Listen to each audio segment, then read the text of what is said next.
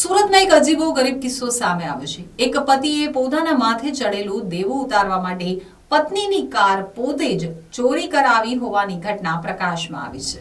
સુરતના ઉધના વિસ્તારમાં માથે થયેલ દેવું વાળવા પતિ દ્વારા જ પત્નીની કાર ચોરી કરાવવામાં આવી હતી।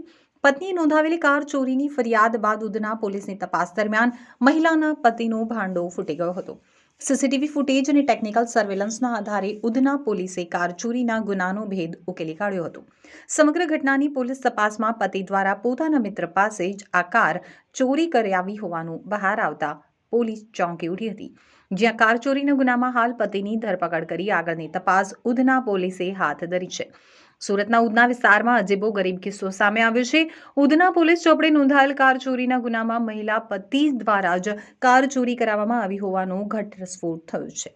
ઉધના પોલીસ મથકથી મળતી જાણકારી મુજબ ઉધના પોલીસ મથક હદ વિસ્તારમાં રહેતા કંચનબેન રાજપૂત દ્વારા ઉધના પોલીસ મથકમાં કાર ચોરીની ફરિયાદ નોંધાવવામાં આવી હતી।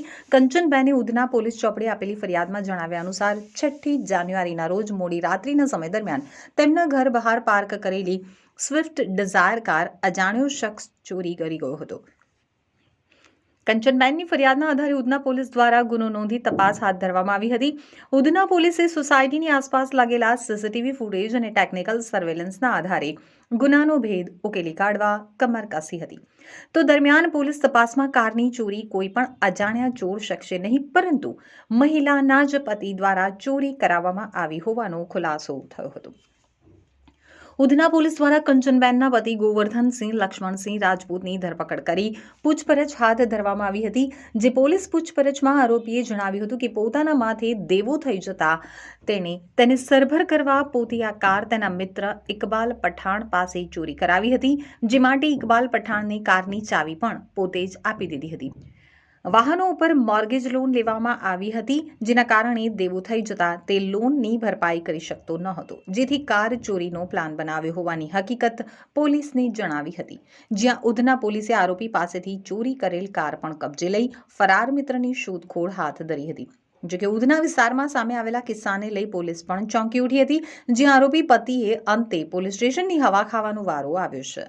ત્યારબાદ 22મી જાન્યુઆરીના દિવસે રામ મંદિર અને બાદમાં 26 જાન્યુઆરી આ રાષ્ટ્રીય તહેવારો નિમિત્તે મહેરબાન સીપી સાહેબ, જોઈન્ટ પોલીસ કમિશનર બાબાન સમીર સાહેબ અને ડીસીપી ગઢવી સાહેબ દ્વારા મળેલી સૂચનાના આધારે સી ડિવિઝન વિસ્તારના પોલીસ સ્ટેશનોમાં ડી સ્ટાફ અને અન્ય સ્ટાફ મારફતે શકમંદ વાહનો, શકમંદ ઇસમો અને શકમંદ જગ્યાઓ ચેક કરવાની કાર્યવાહી ચાલુમાં છે। આ દરમિયાન ગઈકાલે એક ફરિયાદી નામે કંચનબેન ગોવર્ધનસિંહ રાજપૂત એમણે એવું જાહેર કરેલું કે એમની સ્વિફ્ટ ડિઝાયર કાર જે છે એ 6મી તારીખે રાત્રે 11 વાગ્યાથી 7મી તારીખના સવારના 4:30ની વચ્ચે એમના ઘર પાસેથી ચોરાઈ ગયેલ છે। આ માહિતી મળતા તાત્કાલિક ડી સ્ટાફ ઉધના પોલીસ સ્ટેશનના અધિકારીઓ એક્ટિવ થયા અને સીસીટીવી તથા અન્ય સર્વેલન્સના સાધનોની મદદથી અને ખાનગી બાતમીદારો મારફતે આ ચોરી બાબતે માહિતી મેળવવાનું શરૂ કરે, જેમાં ધ્યાનમાં આવેલું કે જે ફરિયાદીના પતિ ગોવર્ધનસિંહ લક્ષ્મણસિંહ રાજપૂત છે એમના માથે દેવું થઈ ગયેલું છે અને એમણે એ દેવું સરભર કરવા માટે જે વાહન ઉપર ટોપઅપ લોન લીધેલી હતી એ લોનના હપ્તા ભરી ન શકતા હોવાના કારણે એમણે પોતાના મિત્રને જ ડુપ્લિકેટ ચાવી આપી અને આ વાહનની ચોરી કરાવેલી હતી। તાત્કાલિક ધોરણે સર્વેલન્સ સ્ટાફે આ જે મુખ્ય આરોપી છે, જે ફરિયાદીના પતિ જ છે ગોવર્ધનસિંહ રાજપૂત, એને જે ચોરાયેલી કાર છે એની સાથે અટક કરેલો છે અને એમના જે મિત્ર છે જેણે આ ચોરી કરાવેલી હતી, જેનું નામ ઇકબાલ ખાન પઠાણ છે, એની અત્યારે હાલ શોધ ચાલુ છે અને આ રીતે આ ગુનો ડિટેક્ટ કરવામાં